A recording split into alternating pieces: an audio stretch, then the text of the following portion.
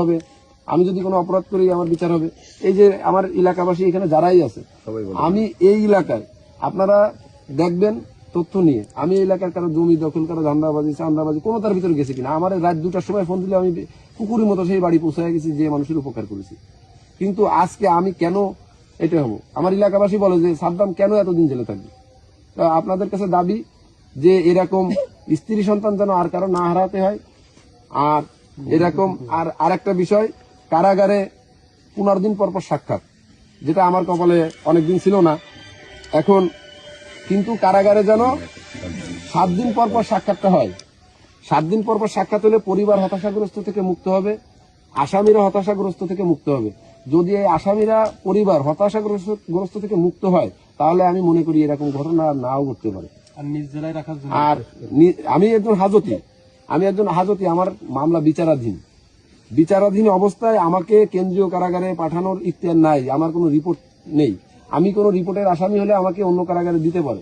আমি যেহেতু আমি কোনো রিপোর্টের আসামি না, আমি খুনি না, আমি রাজনৈতিক বন্দী, আমাকে যশোর কেন্দ্রীয় কারাগারে দিয়ে আসে, যদিও বা আমি কোনো অন্যায় করে থাকি, আমাকে পানিশমেন্টের জন্য 15 দিন অথবা 1 মাস দিয়ে আবার এনে আমাকে করতে পারত। আজকে আমার স্ত্রীকে দিয়ে আমি কোর্টে পিটিশন দিয়েছি আমি বাগেরহাট যেতে থাকতে পারি।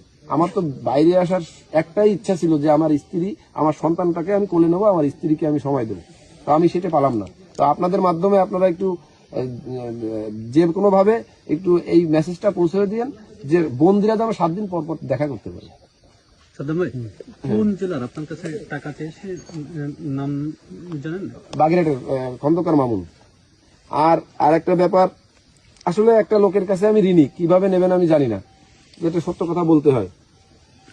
আমি কারাগারে ঢোকার পর থেকে, আগের থেকে আমার বাগেরহাটের সংসদ সদস্য তন্ময় ভাই আমার পরিবারের সার্বক্ষণিক খোঁজ খবর নিতে, এবং আমার জেলে আমার পিসির টাকা, আমার জামিনের টাকা সম্পূর্ণ আমার ভাই, সে আমারে একটাই কথা বলেছে, তুই তো আমার কর্মী না, তুই তো আমার ভাই।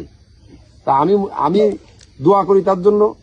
আর আমার স্ত্রী সন্তানের এই যে অপূরণীয় ক্ষতি আমার, এটা সঠিক তদন্ত চাই।